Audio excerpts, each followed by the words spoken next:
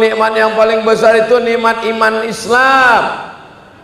Nikmat yang paling besar adalah nikmat iman dan Islam. Betul. Tapi bisakah kita beriman dan berislam tanpa ada Nabi Muhammad? Asyhadu an la ilaha illallah wa asyhadu anna Muhammadan. Maka nikmat yang terbesar adalah nikmat datangnya Nabi Muhammad sallallahu alaihi. Apa kata Allah dalam Al-Quran? Wa dzakirhum bi ayyamillah. Ingatkan mereka tentang hari-hari Allah. Apa makna hari Allah? Kata ahli tafsir, bi ni'amillah. Ingatkan mereka tentang nikmat-nikmat Allah, nikmat yang terbesar, nikmat yang terhebat, nikmat datangnya Nabi Muhammad. Dari mana anak-anak kita ini tahu tentang datangnya Nabi Muhammad? Sekarang kita berada di bulan September, Oktober, November, Desember, saatnya menampung ember karena banyak hujan. Betul? Kalau tidak dibuat maulid, maka anak-anak kita tidak tahu kelahiran Nabi Muhammad sallallahu alaihi wasallam. Maka masjid yang sudah membuat maulid, alhamdulillah. Masjid yang belum membuat maulid, segera rapat panitia buat acara maulid. Kita bangga menjadi orang kota Palembang. Kenapa bangga? Karena maulidnya bukan semalam, bukan 2 malam. Berapa malam orang Palembang buat maulid? 40 malam. Mudah-mudahan pemimpin kota Palembang masa depan yang suka kepada maulid,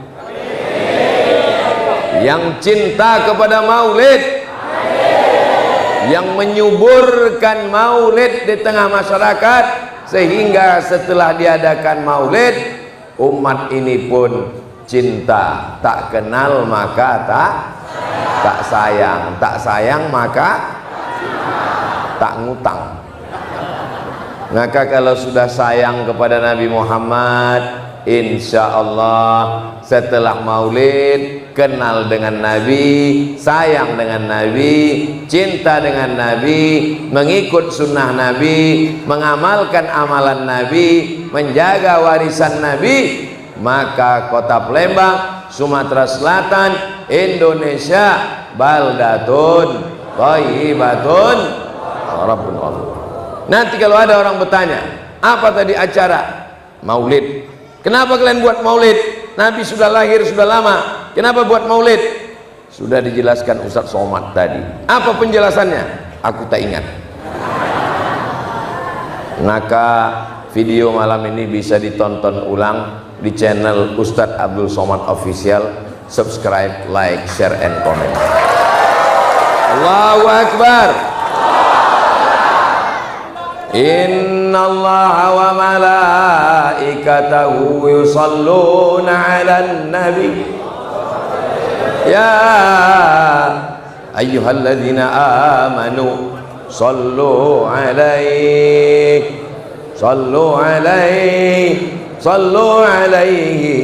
wa sallimu taslima.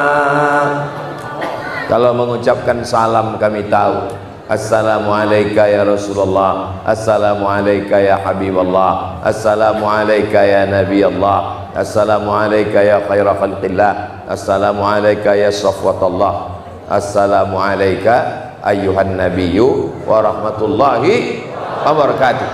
Tapi mengucapkan solawat kepadamu diajarkan Nabi, Allahumma salli ala Sayyidina Muhammad wa ala ali Sayyidina Muhammad. Dalam maulid banyak membaca solawat. Dalam maulid membaca sejarah Nabi. Dalam maulid ada amar ma'ruf nahi mungkar. Dalam maulid ada silaturahim, bertemu, bertatap muka. Dalam maulid ada doa. Dalam maulid ada mempererat ukhuwah Islamiyah. Dalam maulid ada makan. Jadi habis acara maulid ini akan ada acara makan di rumah masing-masing. Untuk apa maulid? Dalam maulid ada selawat. Untuk apa maulid? Dalam maulid ada sejarah Nabi. Untuk apa maulid? Dalam maulid ada amar ma'ruf nahi mungkar. Untuk apa maulid? Dalam maulid ada silaturahim. Untuk apa maulid? Dalam maulid ada doa. Untuk apa maulid? Dalam maulid ada makan. Untuk apa maulid? Dalam maulid ada menjalin ukhuwah Islamiyah. Untuk apa maulid? Dengan maulid mengenalkan anak ke masjid, mengenalkan anak ke Habib, mengenalkan anak kepada ulama, mengenalkan anak kepada Sayyidina wa Maulana Muhammad sallallahu alaihi. Jadi nanti kalau ada orang yang masih mempersalahkan, masih mempertanyakan, masih mempermasalahkan maulid, jelaskan. Sudah dijelaskan tidak juga bisa nerima, bawa ke jembatan. Setuju? Main setuju-setuju aja jawab. Saudara yang dimuliakan Allah Subhanahu wa taala, Nabi Muhammad sallallahu alaihi wasallam dapat wahyu umurnya berapa? 40 tahun. Berdakwah di kota Makkah setelah turun Iqra bismi rabbikal ladzi khalaq khalaqal insana min Iqra wa rabbukal akram alladzi 'allama bil qalam 'allamal insana ma lam. Berapa lama Nabi berdakwah? 13 tahun. 40 tambah 13 53 tahun. 2 tahun di kota Madinah perang, berhadapan dengan musuh. Nama tempatnya Badar. Apakah perang itu namanya perang Badar? 13 tambah 40 tambah 2, 40 tambah 13 tambah 2 berarti berapa? Kalau Tuhan berkawan-kawan pergi ke Lampung, memang susah menggunakan, lupa pula pantun. Kalau Tuhan berkawan-kawan pergi ke Lampung, memang kalau belum makan susah menghitung. 40 tambah 13 tambah 2 55 tahun. Nabi umur 55 tahun menjadi panglima perang, naik kuda dari kota Madinah ke Badar 150 km. Kira-kira Nabi Muhammad itu sehat atau sakit? Umur 55 tahun. Pak Ratu Dewa berapa umur sekarang? 55. Pak Ratu Dewa umur 55 sekarang. Jadi memang sesuai ini umur 55. Masya Allah. Allahu Akbar. Kalau Ustaz Somad, saya 25. Umur 55 tahun, Nabi Muhammad panglima perang, lagi sehat-sehatnya naik kuda 150 km. Insya Allah Pak Ratu Dewa masih sanggup naik kuda 150 km. Tapi sebagian umat Nabi Muhammad umur 55 tahun dicek dari bawah asam urat,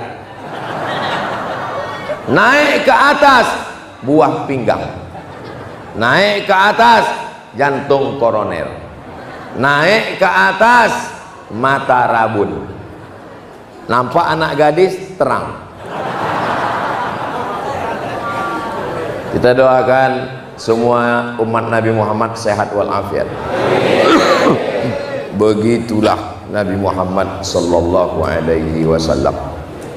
Jadi pelajaran yang pertama adalah bahwa Nabi itu sehat. Baru cerita sehat, saya batuk pula. Tolong salawat pendek, saya mau minum sebentar.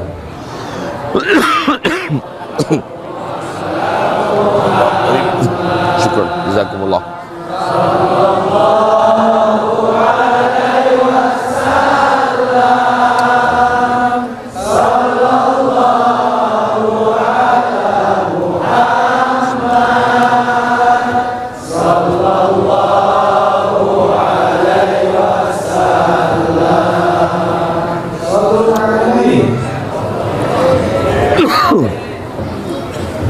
Kenapa Nabi itu sehat? Karena Nabi tidak pernah minum gula. Gula itu kata orang barat white poison. White putih, poison racun. White poison racun putih. Kalau gula terlalu banyak di gigi namanya gigi belobang. Kalau gula terlalu banyak di darah namanya diabetes mellitus. Kalau gula terlalu banyak di daging namanya kanker. Maka kalau mau sehat jangan minum gula. Tapi saya tak bisa kalau tak kena gula. Sudah terbiasa dari kecil. Pagi minum teh, siang minum teh, malam minum teh. Kenapa ayah kita, atuk kita minum gula badannya sehat? Karena habis minum gula 1 gelas mencangkol 2 hektar. Tanam karet, tanam kelapa, tanam pinang rapat-rapat supaya puyuh tak dapat lari. Sudah ku pinang tak dapat-dapat, ku bujuk-bujuk, ku bawa lari. Orang zaman dulu habis minum gula 1 gelas, dia mencangkol, dia menanam tanaman, dia pergi ke laut mencari ikan, maka kalorinya dibakar. Orang sekarang habis minum 1 gelas, hidupkan AC, tarik selimut, bismika Allahumma ahya wa amut, menggumpal dalam darah. Maka ciri Nabi Muhammad SAW adalah sehat. Habib Umar Abdul Aziz sehat walafiat, masih mendidik santri, masih mengajar, badannya sehat, ingatannya kuat. Doakan supaya Ustaz Somad bisa kalau umur sampai sehat macam Habib Umar Abdul Aziz. Ini pentingnya. Mana lebih sehat laki-laki dengan perempuan? Lebih sehat perempuan. Karena banyak perempuan meninggal suaminya, bisa membesarkan anaknya sampai sarjana dan dia tetap tegar. Kenapa? Karena perempuan bisa berdiri di atas kaki sendiri. Tapi laki-laki, istrinya keluar kota 3 hari, meninggal dia. Karena jurusnya 3 huruf. Pagi mau minum teh, mah. Pakaiannya kotor, mah. Mau tidur malam, mah. Maka ibu, kalau mau bapak sehat, jangan jauh-jauh. Karena kalau ibu jauh, nanti dia tinggal mah, lama-lama innalillah. Mudah-mudahan bapaknya sehat, ibunya sehat insyaallah. Pernahkah bapak ibu mendengar Nabi Muhammad SAW sakit? Tak pernah. Pernah bapak ibu mendengar hadis ini ada dalam Sahih Bukhari, Nabi sakit jantung? Ada? Sehat walafiat. Kenapa? Karena tidur yang paling sempurna adalah tidur setelah Isya, jam 8, 9, 10, 11, 12, 1. Itulah tidur yang paling sehat. Makruh hukumnya ngobrol setelah Isya. Loh, kenapa malam ini boleh? ini boleh karena yang ngobrol Abdul Somad. Bukan. Kalau bicara agama boleh apa tak boleh? Boleh. Tapi kalau ngobrol tak tentu arah, maka yang paling berkualitas tidur. Apa kata dokter? Tidur 8 jam sehari. Kalau tidak, kena penyakit 6L: lemah, letih, lesu, letoy, loyo, lunglai. Saudara kita yang jaga malam, security, tidur dari jam 6 pagi sampai jam 6 sore. Berapa jam? 12 jam. Lemah. Kenapa? Karena tak sama antara tidur siang dengan tidur. Nabi Muhammad tidurnya setelah Isya, bangun tengah malam sholat tahajud. Itulah kenapa badannya sehat. Umat Nabi Muhammad habis Isya, Real Madrid, Barcelona, Manchester United, Liverpool, tambah lagi drama Korea, tambah lagi kabikaci kabigam coach Hotahe, tambah lagi sinetron film hantu. Hantu memang munculnya malam aja. Makanya biasakan tidur cepat. Saya bertamu ke rumah jenderal, habis makan, mohon maaf Ustadz Somad, saya bukan tidak menghormati Ustadz, silakan Ustadz makan, silakan Ustadz minum, tapi saya mohon izin, saya mau tidur karena saya tidak bisa lewat tidur dari jam 10. Sejak saya muda sampai sekarang saya disiplin. Bagus komandan, lanjutkan. Kami mau melanjutkan, ngopi dulu. Payah Pak Ustadz, saya ini biasa tidurnya jam 1 jam 2, payah mau cepat tidur malam. Mudah saja. Caranya bagaimana? Pulang dari sini beli Antimo, makan, jangan satu papan. Kalau dimakan satu papan bangunnya Idul Adha. Makan sedikit, bismika Allahumma ahya wa amut, maka tidur berkualitas. Makannya sehat, tidurnya sehat. Nabi tidak pernah makan nasi. Carilah kalau ada hadisnya Nabi makan nasi.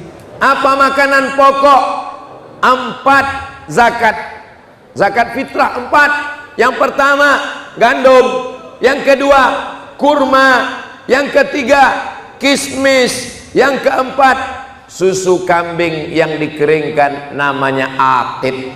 Gandum, kurma, kismis, susu kambing yang dikeringkan, itulah zakat fitrah zaman Nabi. Karena itulah makanan pokok. Maka makan nasi itu hukumnya bid'ah, tapi bid'ah hasanah. Sekarang kalau kita tengok orang tidak lagi makan nasi, makan sayur, makan ikan. Pas ditanya nggak makan nasi, diet karbo.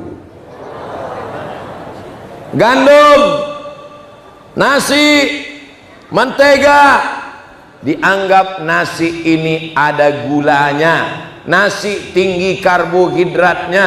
Saya ini sehat Pak Ustadz sejak tidak makan nasi.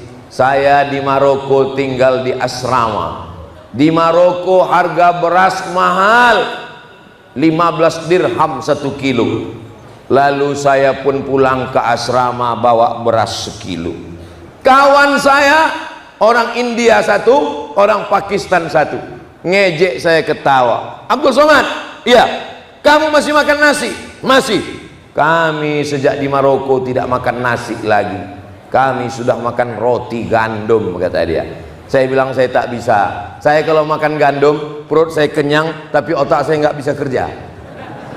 Kalau saya makan gandum perut saya kenyang, tapi badan saya lemas. Kalau saya makan gandum perut saya kenyang, tapi otak saya tak bisa ngapal. Jadi kalian mau ngejek saya terserahlah, yang penting aku masak nasi.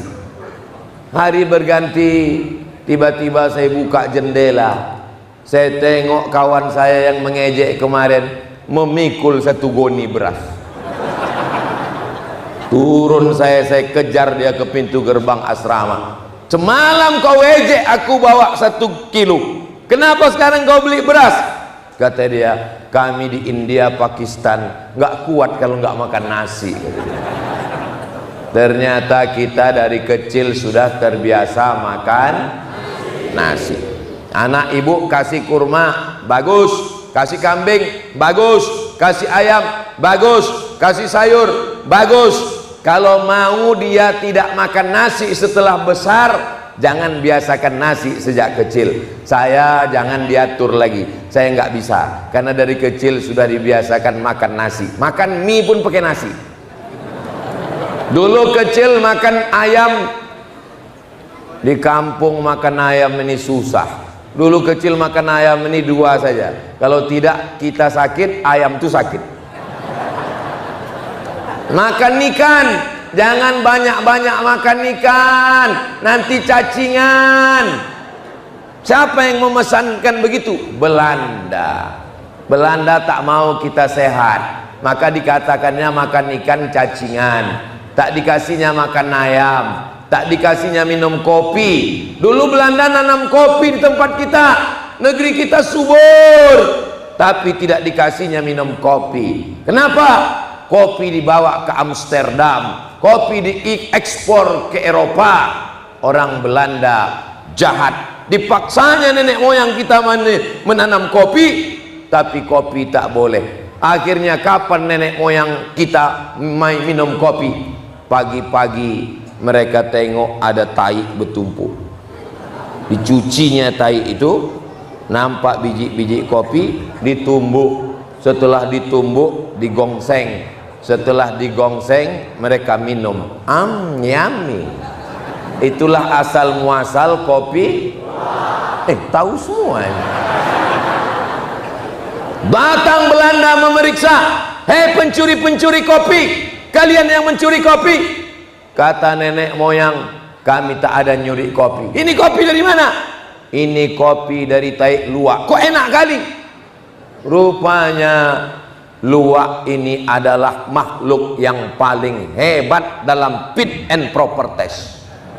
Kenapa kopi yang kita minum itu tidak enak? Karena mengutipnya pakai mesin, digoncang pohonnya, putiknya pun jatuh. Tapi kalau luwak yang ngutip, dipilihnya kopi yang paling matang, yang berkualitas, disimpannya dalam perut, melewati proses fermentasi. Setelah itu barulah dikeluarkannya besok pagi, lalu kemudian dibuang, lalu kemudian digonseng, lalu kemudian ditumbuk, lalu kemudian diperas, keluar kopinya.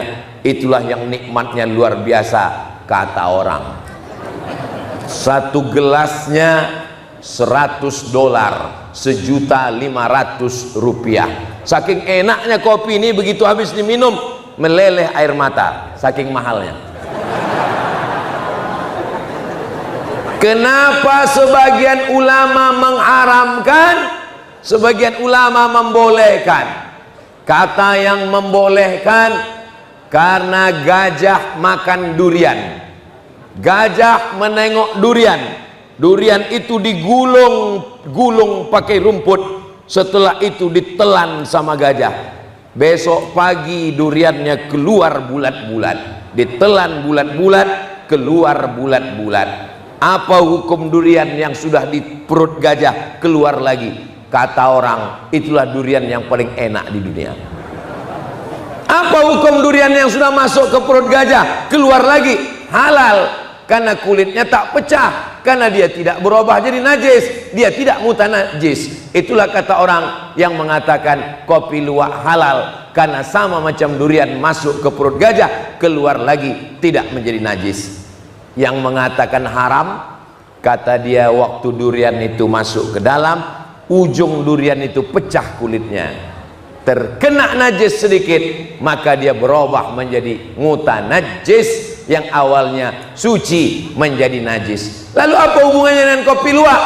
Kopi luwak itu waktu digigit sama musang, gigi musang itu tajam, lalu kena kulit kopi luwak, masuk ke dalam perutnya, bercampur dengan nya, bercampur dengan najis, maka berubah menjadi mutanajis. Itulah yang menyebabkan kopi luwak itu haram. Terus kami beli kopi luwak, Pak Ustadz, halal apa haram? Berapa harganya? 2.500 satu saset.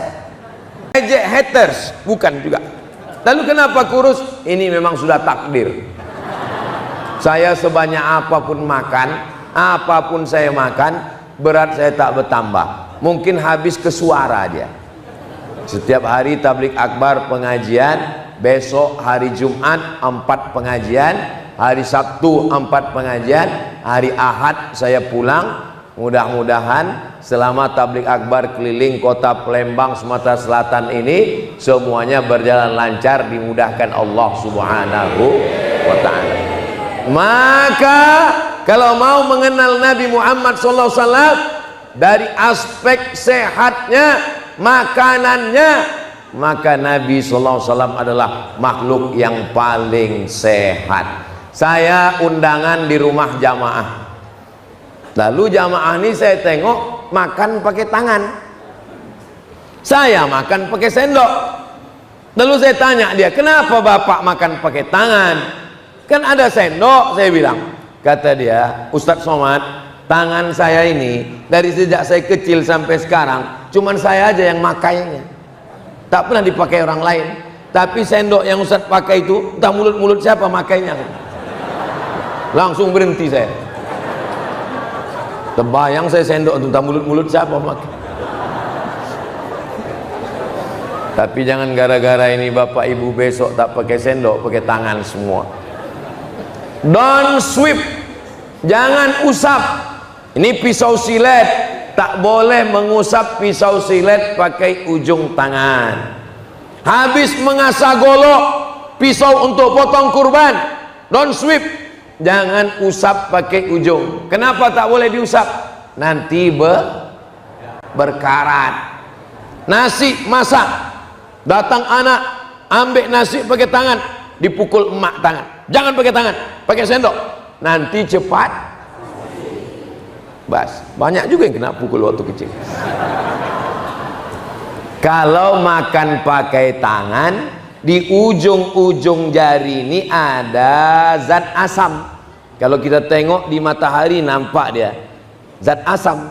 Kalau tak percaya, jilatlah asam. Zat asam ini kalau kena ke nasi, nasi cepat basi. Kalau dia cepat basi masuk ke perut, maka usus tak terlalu capek kerja karena nasinya cepat busuk. Tapi kalau pakai sendok, maka busuknya lama, ususnya 2 kali lipat kerjanya. Pernahkah Nabi menjelaskan itu? Tak pernah. Kenapa Nabi tak jelaskan? Nanti akan datang manusia di akhir zaman dengan kecanggihan teknologi, dengan kecanggihan ilmu pengetahuan. Sanurihim ayatina fil afaq, kami akan tunjukkan ayat-ayat kami, tanda-tanda kebesaran kami di atas muka bumi, bahwa semua perbuatan Nabi itu ada hikmah sunnahnya menurut ilmu kesehatan.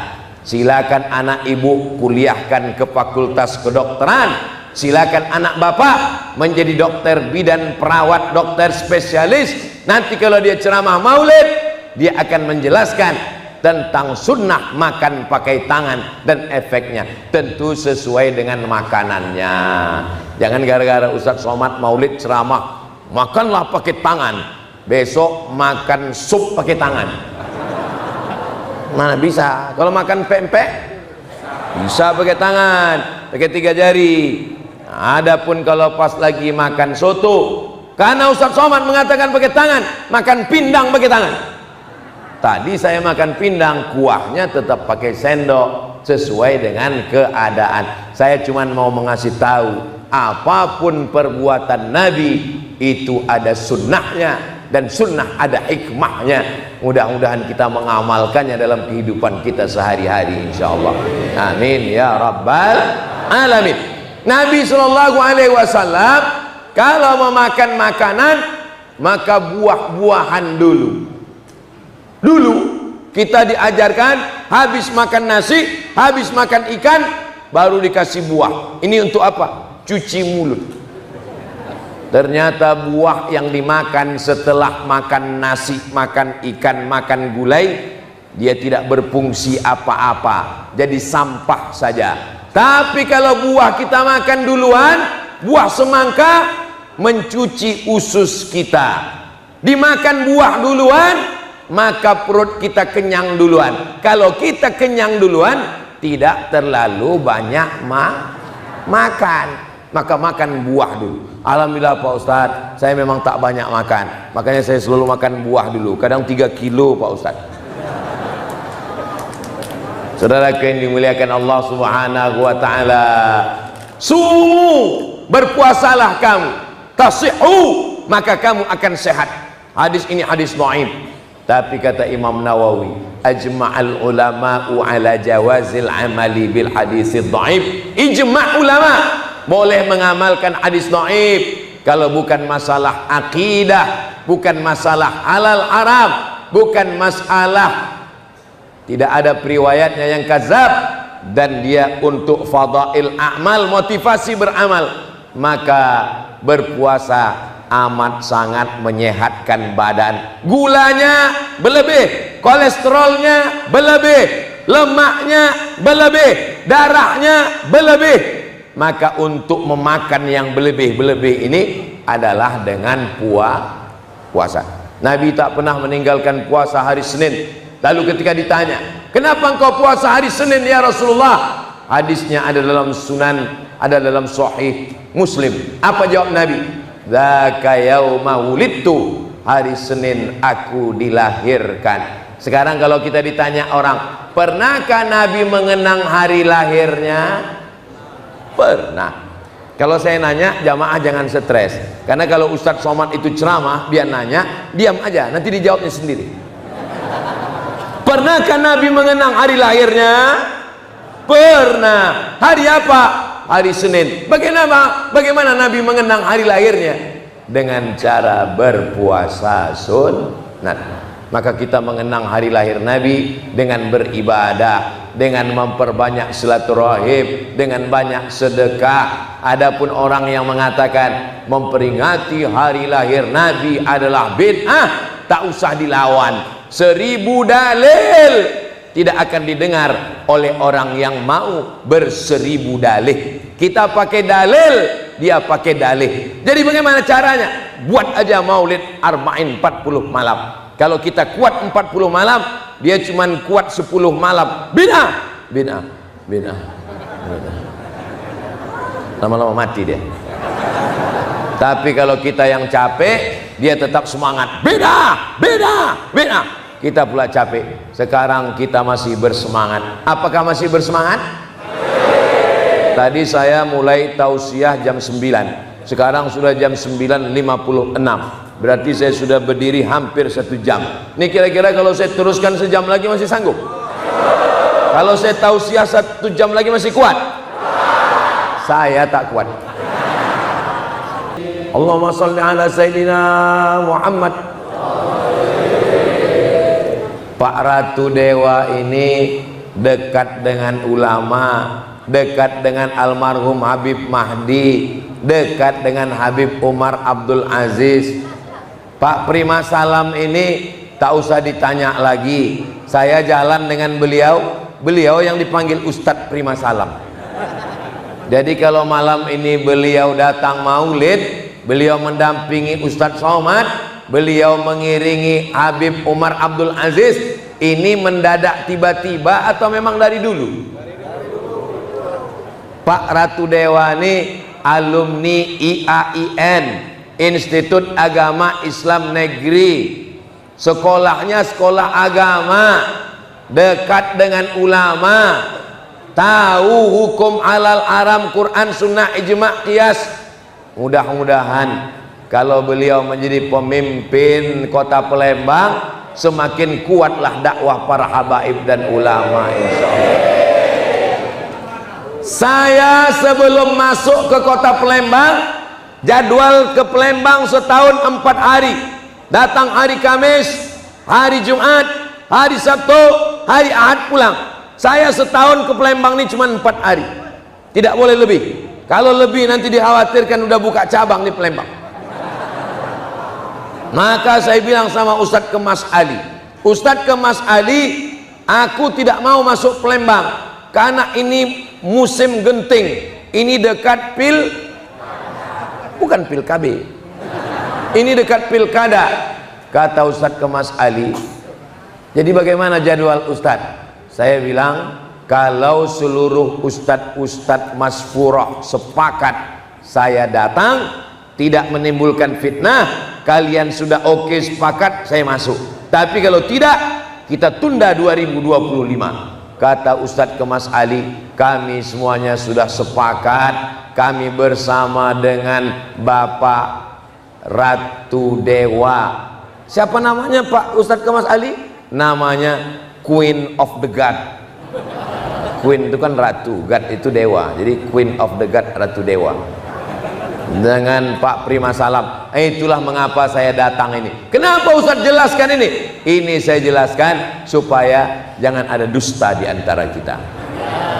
Jelas? Abdul Somad datang ke Palembang bukan mau mengobok-obok Palembang, bukan mau merusak persatuan Palembang, tapi karena ustadz-ustadz dulu yang mengurus saya Habib Mahdi dengan Ustadz Kemas Ali. Sekarang Habib Mahdi sudah mendahului kita, maka ustadz-ustadz di Masfurah sudah setuju, maka saya pun datang. Bismillahirrahmanirrahim, la haula wala quwata illa billah. Seandainya doamu makbul dan doamu itu cuma satu, jangan minta suami yang soleh. Seandainya doa ibu makbul, tapi doanya cuma satu, ibu jangan minta suami yang soleh, karena ibu belum tentu mau suami itu berbagi dengan orang lain. Betul Bu? Betul kata mereka. Tapi mintalah pemimpin yang soleh, pemimpin yang amanah, pemimpin yang takut pada Allah. Kalau dapat kita pemimpin yang amanah, satu kota Palembang ini akan mendapatkan rahmatnya insya Allah.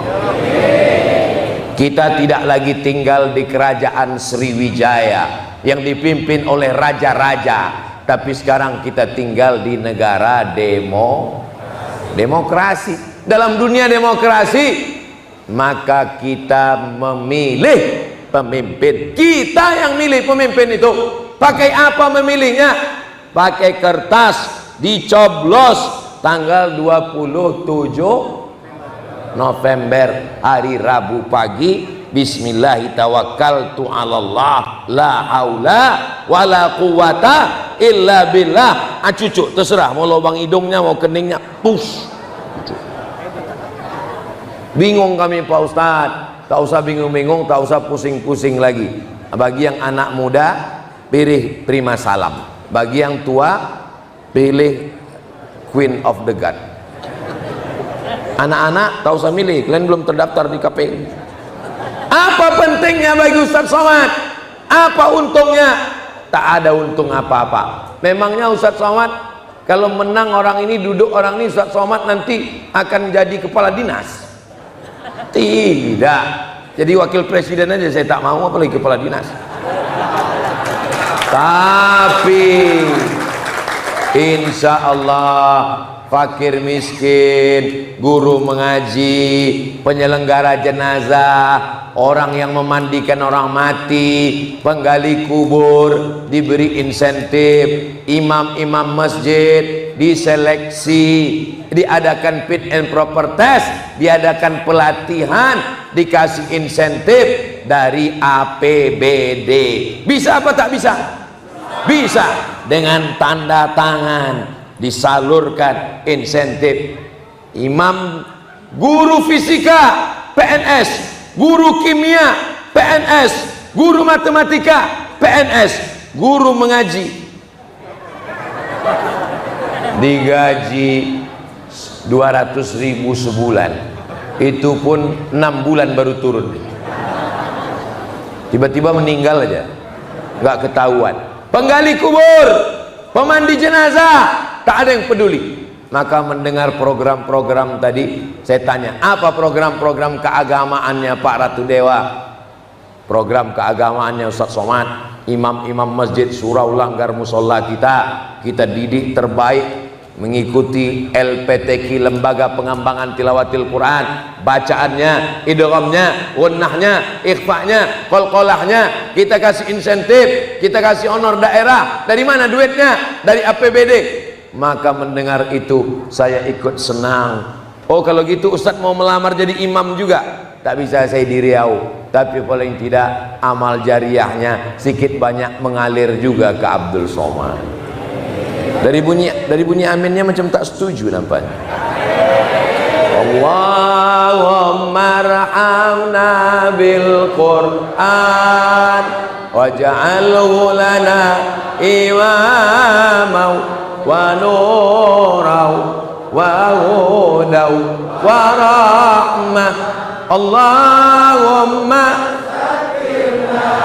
minhuma nasina wa 'allimna minhuma jahilna warzuqna tilawatahu ana al-laili wa atrafan nahar waj'alhu lana hujjatan ya Rabbal Alamin. Kalau sudah guru-guru mengaji khusyuk mengajar anak kita, maghrib ke isya mati TV, jangan main internet, jangan main handphone, karena guru mengaji sudah siap. Dia imam, dia mengajar mengaji sampai ke isya, insya Allah kriminal berkurang. Bapak ibu pun tugasnya mendidik anak ini tidak terlalu berat. Ancaman untuk anak ibu luar biasa. Narkoba, ganja, sabu-sabu, pil anjing gila. Niat mau mabuk, duit tak ada, dimakan kecubung, mati. Ustaz tahu dari mana? Saya kan mengikuti juga TikTok itu. Alhamdulillah, kalau ini kita laksanakan, terjagalah kota Palembang, baldatun thayyibatun wa rabbun ghafur, insyaallah, amin ya rabbal alamin. Lebih kurang 1 jam Ustaz Somad menyampaikan tausiah. Itulah yang dapat saya sampaikan malam ini. Yang baik datang dari Allah, yang tak baik dari hamba Allah yang dhaif. Puncak tablik akbar bukan tausiahnya, tapi pada doanya. Mari kita aminkan doa guru kita semua, Sayyidi Al-Habib Umar Abdul Aziz. Mudah-mudahan kita diberikan keluarga sakinah mawaddah warahmah,